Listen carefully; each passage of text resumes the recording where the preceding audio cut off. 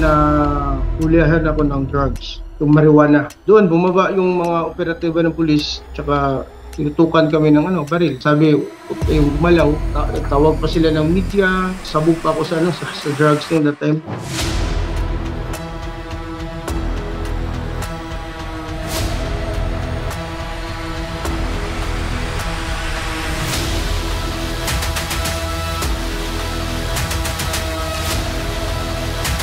Talagang hiyang-hiya ako first una sa pamilya ko, sa mga anak ko.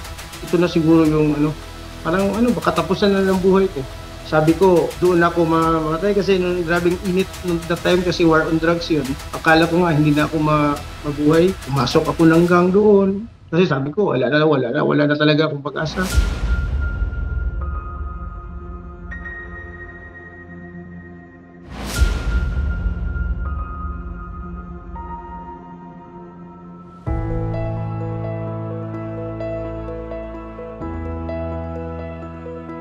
Nagsimba na ako dun sa Interfaith Church dun sa facility. Sa loob ng jail, sinubukan ko man lahat. Yun lang ang feeling na masaya nakita ko nung magsimba dun sa taas.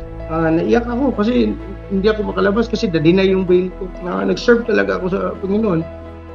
Doon ako sa loob, nag-aral kami doon ng Bible School. And then nalimutan ko na lang na tumakbo na pala yung taon.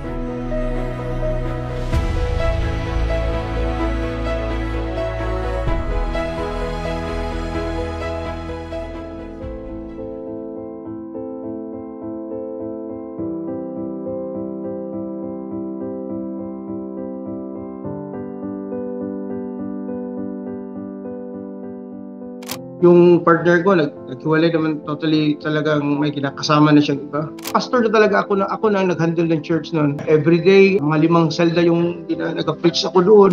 Sabi ko parang strong ko na parang kahit anong problema, parang hindi na ako matablan. And sad to say, nung time na yon nalaman ko na nabuntis, doon ako sa loob. Grabe ang sakit. Grabe ang iyak ko. Sabi ko, Lord, hindi ko to kaya. Itong problema to, kunin mo kasi mapiktuhan yung pag-serve ko sa'yo. Parang gusto ko na talagang magwala ba. Gusto kong lumabas, parang gusto ko, sabi ko sa isip ko, makauwi ako. Nag-isip na ako ng masama.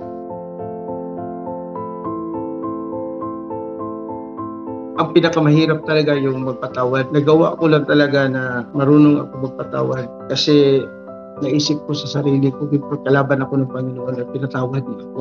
Meron ding rason na kailangan patawarin mo din yung tao na nag-aalipusta sa'yo, yung mga tao na nagbigay sa'yo ng problema, nagbigay sa'yo ng discouragement.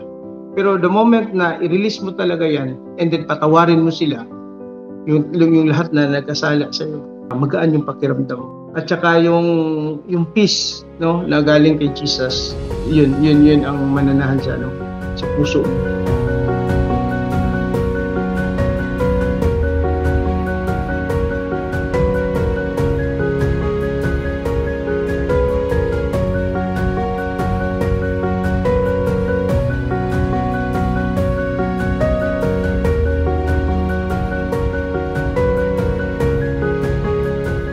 Better na kailangan yung magiging pader mo, yung Panginoon talaga. Wala namang mas makapangyarihan pa sa Panginoon. Kung imposible yan sa tao, posible yan sa Panginoon. Naniniwala ako na every time, pag merong problem, ang susunod yan, blessing na naman. Makikita mo lang na masabi mo na buhay talaga ang Diyos na aking sinasamba.